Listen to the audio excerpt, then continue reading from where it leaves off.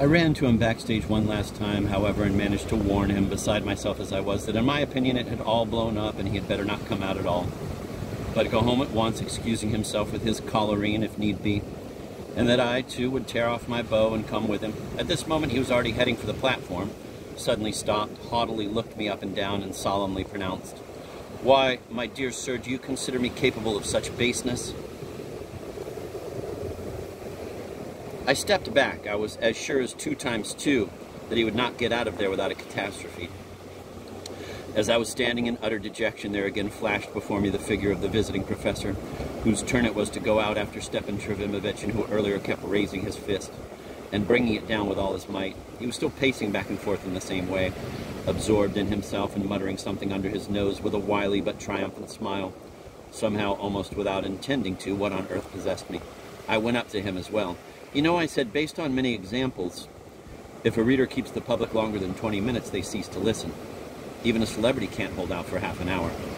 He suddenly stopped and even seemed to tremble all over at the offense. A boundless haughtiness showed in his face. "Don't worry," he muttered contemptuously and walked by.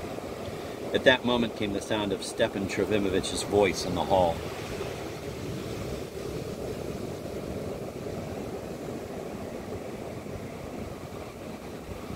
"Ah, confound you all," I thought, and ran to the hall. Stepan Trofimovich sat down in the chair amid the still lingering disorder. He apparently met with ill-disposed looks from the front rows. They had somehow stopped liking him in the club of late and respected him much less than before. However, it was good enough that they did not hiss. I had had this strange idea ever since yesterday. I kept thinking he would be hissed off at once as soon as he appeared. Yet he was not even noticed right away, owing to the lingering disorder. And what could the man hope for, if even Karmazinov was treated in such a way? He was pale. It was 10 years since he had appeared before the public. By his agitation and by all that I knew only too well in him, it was clear to me that he himself regarded his present appearance on the platform as the deciding of his fate, or something of the sort. That was what I was afraid of. So dear the man was to me. And what I felt when he opened his mouth and I heard his first phrase.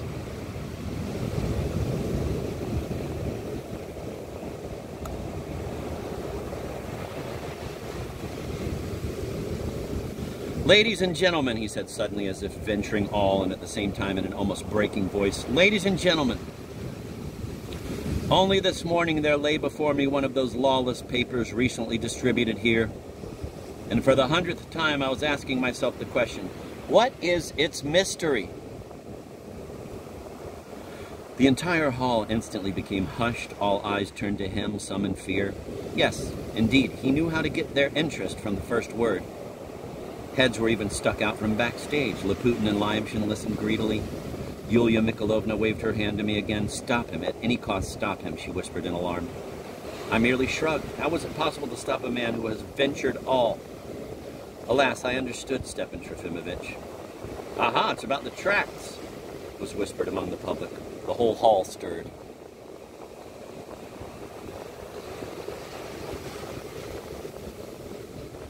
"Ladies and gentlemen, I have solved the whole mystery. The whole mystery of their effect lies in their stupidity." His eyes began to flash.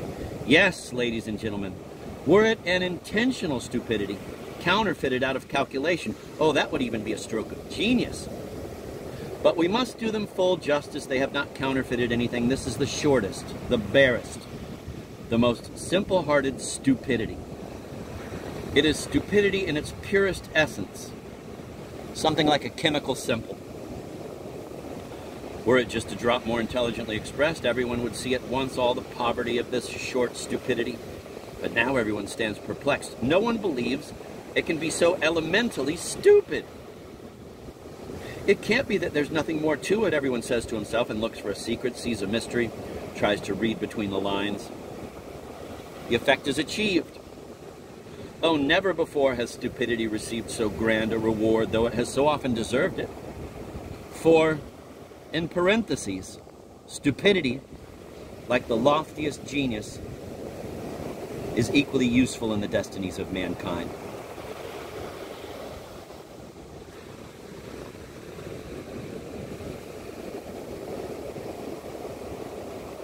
Puns from the 40s, came someone's incidentally quite modest voice.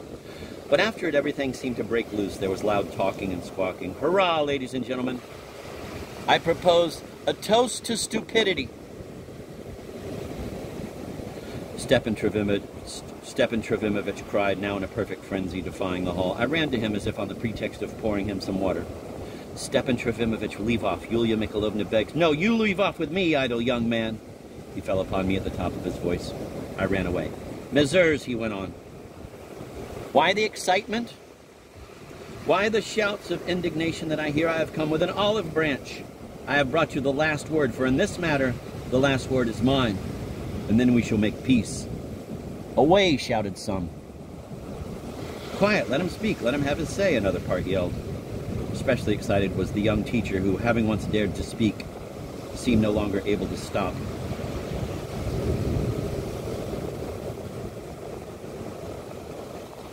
Messieurs, the last word in this matter is all forgiveness.